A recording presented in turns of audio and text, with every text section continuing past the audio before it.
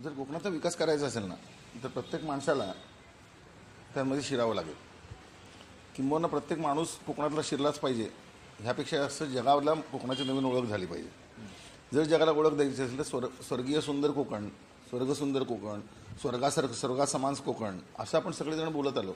पण मग ते लोकांसमोर यायचं असलं काय दिलं पाहिजे तर कोकणचा निसर्ग दिला पाहिजे, कोकणच्या माणसाचा मनमुळाव चेहरा दिला पाहिजे, स्वभाव दिला पाहिजे, कोकणचा भाजीपाला आणि कोकणचं वैभव जे आंबा आणि काजू फणस वगैरे हे जे आहे ते देता आलं पाहिजे. आणि त्याचप्रमाणे दर्या समुद्र हे सगळं देता आलं पाहिजे. कोकणामध्ये बरीच प्रेक्षणीय स्थळं आहेत ती देता आली पाहिजेत. तर ते जर करायचं असेल आणि त्याच्यामार्फत जर कोकणाचा विकास करायचा असेल तर त्यात आपण एक सुवर्ण मध्य काढला. त्याचं नाव आहे मामाचं गाव. मामाचं गाव हे का चालू केलं तर आपण 1993 पासून ह्या थीमवर आपण काम करतोय. त्या जे थीमवर आपण जे काम करतोय ते काम नुसतं करत नाही आहोत तर ते काय काय आहे याचा अभ्यास करून एवढे वर्ष अभ्यास करून कोरोना काळात ते आणखीन प्रभावीपणे मांडू शकतो. कारण कोकणातली माणसं मेहनत करत नाहीत आणि जी मेहनत करतात ती सगळी बाहेर आहेत. पण बाहेर मेहनत केलेली माणसं सगळी बरीचशी मुलं कोकणात आली आहेत. त्यांना परत गेल्यानंतर जॉब मिळेल असं की शंका आहे. तर ह्याकरता आपण काही गोष्टी डेव्हलप करू का. त्याचबरोबर समाजाची, जगाची, भारताची, महाराष्ट्रातल्या इतर माणसांची, इतर शहरातल्या लोकांची जी गरज आहे ती सगळ्यांची गरज जी केंद्रित होते ती आपल्या मुलांपाशी होते. मग मुलांचे संस्कार कसे दिले जातात तर आईवडिलांमार्फत होतात. पण आमच्या पिढीचे जी आज जवळजवळ वयाच्या 35-40च्या पुढची पिढी आहे त्यांच्यावर संस्कार मामाच्या गावाचे झाले. अजूनही काही ठिकाणी मामाच्या गावाचेच संस्कार आहेत. आईवडिलांबरोबर संस्कार मामाच्या गावाचे होतात. मग मामाच्या गावाचे संस्कार होतात म्हणजे काय तर मामाचं घर जिकडे असतं ते मामाचं गाव असतं. म्हणजे ते माझ्या मामाचं गाव आहे, माझ्या आजोळ आहे. आणि मग त्याला संदर्भ घेऊन आपण काम करूया का तर असा विचार केल्यानंतर आपण मामाची गाव ही थीम चालू केली. मामाची गाव 1993 साली आपण जेव्हा थीम डेव्हलप केली त्यावेळेला बऱ्याच जणांनी रिसॉर्ट काढली, पर्सनल हॉटेल काढली. सगळं ते पर्सनल होतं, एखाद्या कुटुंबाचं होतं आणि त्या पद्धतीने आपण कामं करतो. आमच्या दृष्टीने त्याच्यापेक्षा वेगळं देणं आवश्यक आहे. माझ्या मामाच्या गावाला माझ्या मामाकडे मी एकटा जातो परंतु बऱ्याच घरांमध्ये त्यांचे पण भाचे आलेले असतात. म्हणजे ते मामाचं गाव हे वेगवेगळ्या मामांचं असतं आणि वेगवेगळे मामा असतात. मी माझ्या मामाच्या गावाला गेल्यानंतर वेगवेगळ्या मामांकडे जात असतो. ती जे त्यांची चुलत भावंडं, आतेभावंडं किंवा त्या गावातली मंडळी ह्यांच्याकडे माझ्याकडे तेवढाच मान असतो, तेवढीच मजा असते, तेवढाच धमाल करता येते. कुठेही जाऊन जेवतो, कुठे जाऊन राहतो, कुठे जाऊन करतो. पण ह्याच्यापेक्षा वेगळं हक्काचं घर असतं ते मामाचं घर असतं. मग ते मामाचं घर प्रत्येकाला देता येईल का. कारण आज मामा जिकडे आहे ते गाव राहिलं नाही. जिकडे गाव आहे तिकडे आता मामा राहत नाही. जोगही असतील मामा आणि गाव एकत्र असेल तर ते गाव राहिलं नाही, शहर झालं आहे. असं असल्यामुळे काही ठिकाणी तर 7-12 उतारावर मामाचं नाव राहिलेलं नाही आहे. आमचं नाव नाही, मामाचं नाव नाही, कोणाचंच नाव नाही. मग अशा वेळेला ह्या माणसांनी करायचं काय. दुसरी गोष्ट अशी की पिकनिकला जावं असं वाटतं. कारण का तर मामाचं गाव राहिलं नाही, मुलांना कुठेतरी घेऊन गेलं पाहिजे म्हणून पिकनिकला घेऊन जातो. त्यावेळेला त्यांचं बजेट असतं 20,000पासून 1 लाखापर्यंत. त्यात मग किती दिवसाकरता जातात, 2 दिवसाकरता, 3 दिवसाकरता, 4 दिवसाकरता, आठवड्याकरता. आणि मग जाऊन करतात काय तर एकदाच जातात. माथेरानला गेलो, महाबळेश्वरला गेलो, काश्मीरला गेलो, अशा वेगवेगळ्या ठिकाणी ते जातात. कारण परत तिकडे जायचं नसतं. परंतु मामाच्या गावाला आपण दरवर्षी जायचो. का जायचो तर तिकडे कमीत कमी खर्चात कमीत कमी गोष्टीमध्ये आपण व्हायचो. असा तर तो खर्च कमीत कमी राहिला नाही कारण तो आपला सख्खा मामा नसणार आहे. पण असा मामा आपण डेव्हलप करून देऊ शकू का. जेवढ्या काळात जे 2 दिवस 3 दिवस 4 दिवस आठवडाभर जे राहतात ते आपल्याला 2 दिवस राहणारी माणसं आठवडाभर 10 दिवस राहू शकतील का. 5-6 दिवस राहणारी माणसं 15 दिवस तिकडे राहू शकतील का. आणि मग त्यांना तिकडची मजा येईल का, ते मामाचं फील येईल का. ह्याच्यावर मामाचं गाव डेव्हलप करायचं ठरवलं. मग मामाचं गाव डेव्हलप करताना इतरांना मजा मिळाली. मग त्या गावाची फायदा काय, त्या तिकडे कोकणातल्या माणसाचा फायदा काय, हा जो प्रश्न आला तर आपण त्याकरता मामाची गावं निवडायला सुरुवात केली. मामाची गावं निवडताना 2-3 गोष्टी महत्त्वाच्या ठेवल्या. एक तर ते गाव निसर्ग संपन्न असायला पाहिजे. म्हणजे त्या गावाला समुद्र असला तर चांगली गोष्ट आहे, नदी असली तर चांगली गोष्ट आहे, खाडी असेल तर चांगली गोष्ट आहे, किनारे त्याचे खूप प्रभावी असतात. परंतु त्याचबरोबर जर ते नसेल तर ते निसर्ग संपन्न असायला पाहिजे. चारी बाजूने डोंगर, दऱ्या, नाले किंवा एखादा ओढा किंवा ऐतिहासिक ठिकाण, मंदिरं किंवा ती मंदिरं किंवा ह्या गोष्टी काही लोकांनी डेव्हलप केल्या आहेत असं काही गाव असं आपल्याला घेता येईल का.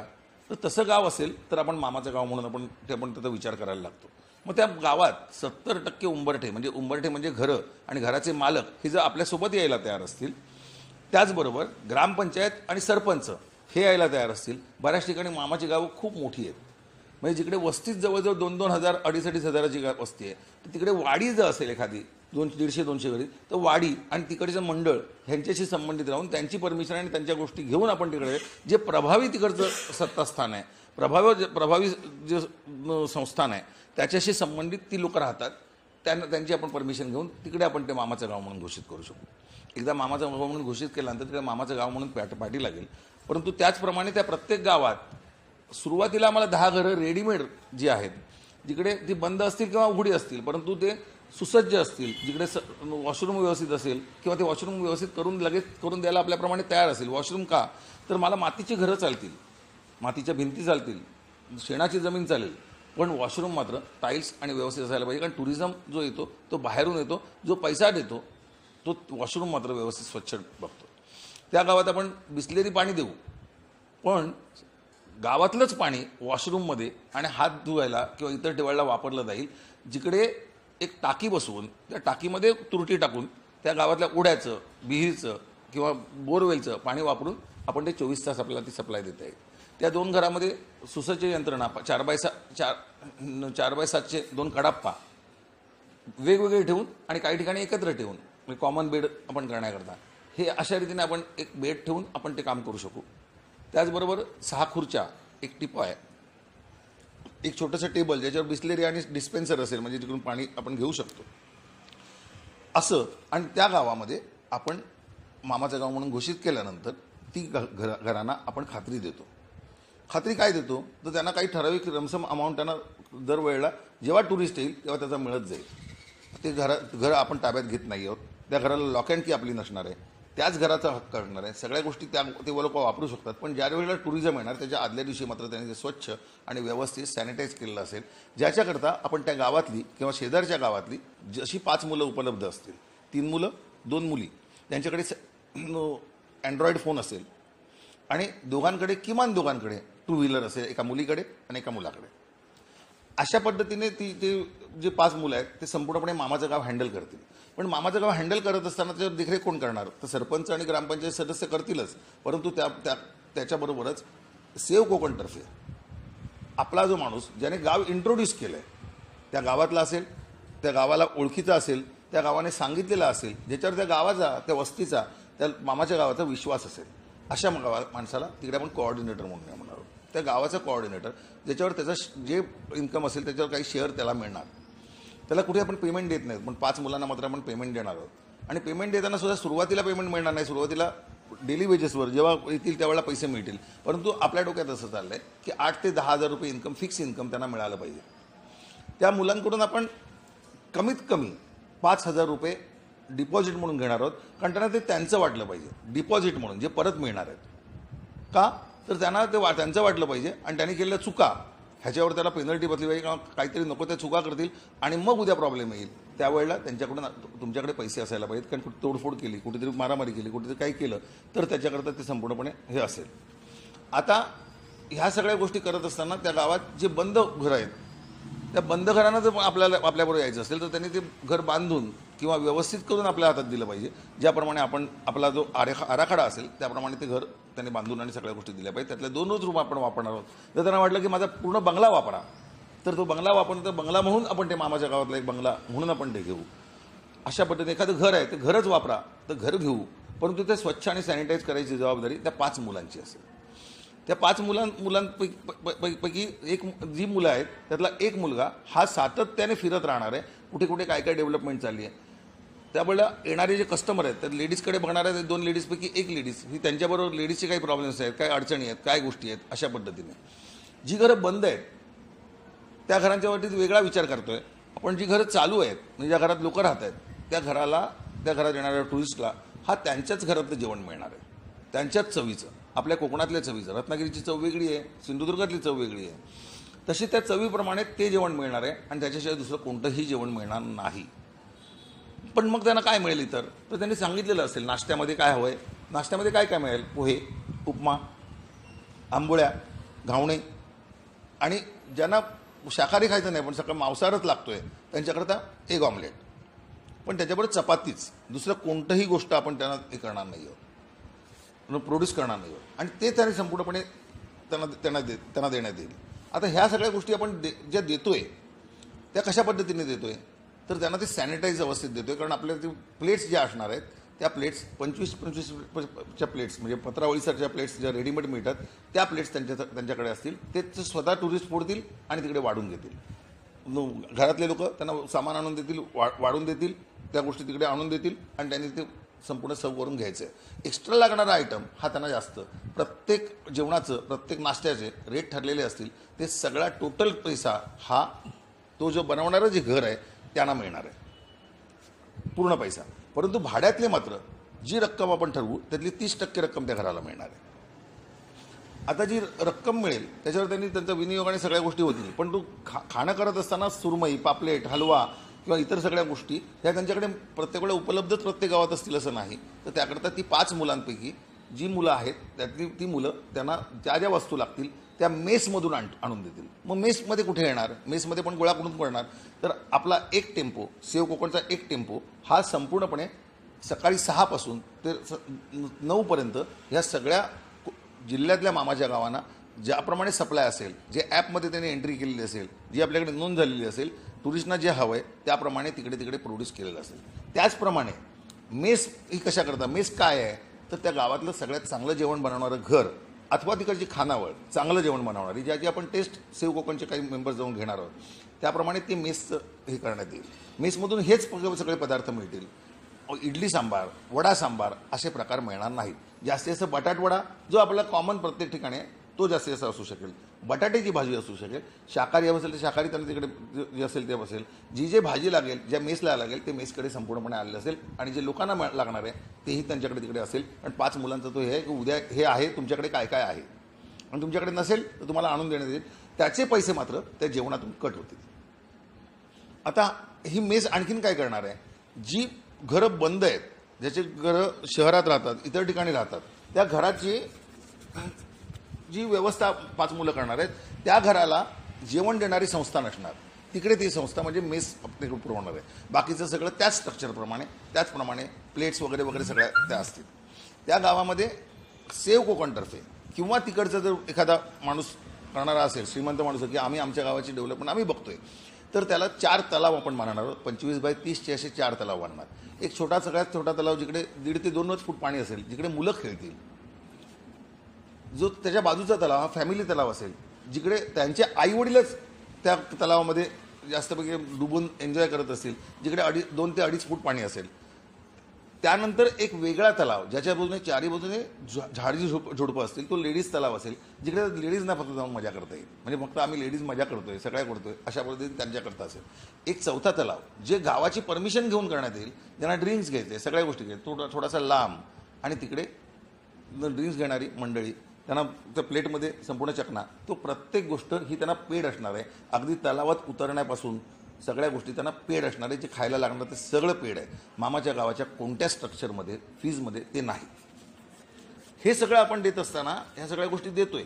त्यातली जी उरलेली रक्कम आहे जी आपण देतोय त्यातली उरलेली जी रक्कम आहे ती आपला फायनान्स जो गावातला असेल किंवा इतर ठिकाणचा असेल त्यांना प्रॉफिट शेअरिंग किंवा इतर शेअरिंग ह्याच्यामध्ये आपण देणार. कारण पैसे कधी कधी परत करायचे असतील तर त्यात पैसा जाणार आहे. गावातल्या इतर डेव्हलपमेंटमध्ये आपले पैसे जाणार. तर जर टाक्या आपणच बांधणार असू, त्याच्या उद्या आणखीन काही वेगळं करायचं असेल तर ते बांधणार आहोत. प्रत्येक झाडाखाली एक बसायची अरेंजमेंट की बाहेरचे व्हिजिटर्स येणार आहेत. मामाच्या गावामध्ये आणखीन एक सोय असेल जी बाहेरचे व्हिजिटर्स येण्याची. जसं ड्रिंक्समध्ये जे बसणारे लोक असतील तिकडे हा 5 मुलामधला एक मुलगा तिकडे असेल, किंवा जर मुलं मामाचं गाव फुल होत असेल तर आणखीन 3 लोक बाउन्सर म्हणून, जे आपल्या हॉटेलच्या बाजूचे बाउन्सर असतात, 2 मुलं आणि 1 मुलगी, असे सॉलिड स्ट्रॉंग घट्टे हे जे गावातले लोक असतील त्यातले 3 मुलं आपण ते निवडणार आहोत. त्यांनाही पैसे मिळतील. त्यातला एक मात्र बाउन्सर हा बाहेर असेल, जिकडून एंट्री करतात लोक, बाहेरचे व्हिजिटर्स जेव्हा एंट्री करतात त्यावेळेला त्यांना गाव फक्त बघायला किंवा गावाचं दर्शन किंवा गावातली मजा करायला त्यांना तिकडे येताना त्यांना 200 रुपये फी द्यावी लागेल. कारण आपलं गाव हे संपूर्णपणे वेगळं असणार आहे, वेगळ्या पद्धतीत असणार आहे, वेगळ्या पठडीतलं असणार आहे. त्यावेळेला तिकडे येताना लोक फक्त बघायला येण्याकरता सुद्धा फी आपण आकारणार आहोत.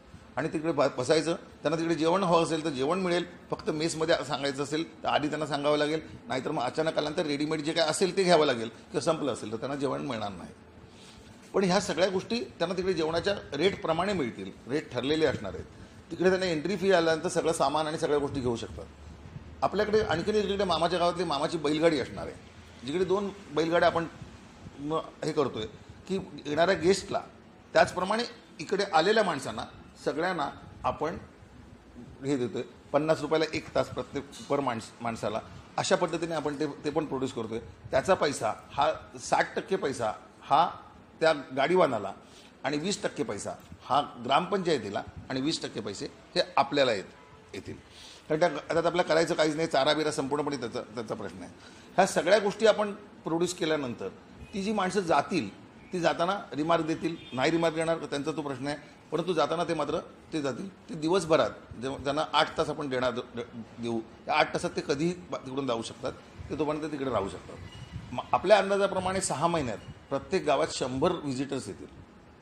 100 व्हिजिटर्स जर आले तर आपल्याकडे जवळजवळ 20,000 रुपये, आपण 200 रुपयाप्रमाणे पकडलं तर 20,000 रुपये आपल्याकडे पर डे येतात. त्यातले 50 रुपये प्रमाणे 5,000 रुपये ग्रामपंचायतीला जाणार आहेत. म्हणजे 1.5 लाख रुपये महिन्याला ग्रामपंचायतीचं उत्पन्न असेल, जे उत्पन्न ग्रामपंचायतीकरता सफिशियंट आहे. आणि आपल्याला जे 15,000 रुपये उत्पन्न मिळेल, म्हणजे आपल्याला जवळजवळ 4.5 लाख रुपये उत्पन्न मिळेल. त्यातून आपण परत गावाच्या डेव्हलपमेंट्स आणि सगळ्या गोष्टी, त्याचबरोबर कोऑर्डिनेटर, त्यात सगळ्यांचा पगार, मग इकडची स्वच्छता, ह्या सगळ्या गोष्टी लागणार आहे, सॅनिटाईज करणं, सगळ्या गोष्टींकरता लागणारं सामान आहे ते आपण देणार आहोत आणि त्याकरता तो खर्च आहे. हे सगळं 70% अधिक हे ह्या पद्धतीने आपण हे संपूर्णपणे मामाचं गाव डेव्हलप करतोय. ते मामाचं गाव नुसतं मामाचं गाव असणार आहे का, तर ते बिझनेस सेंटर पण असणार आहे.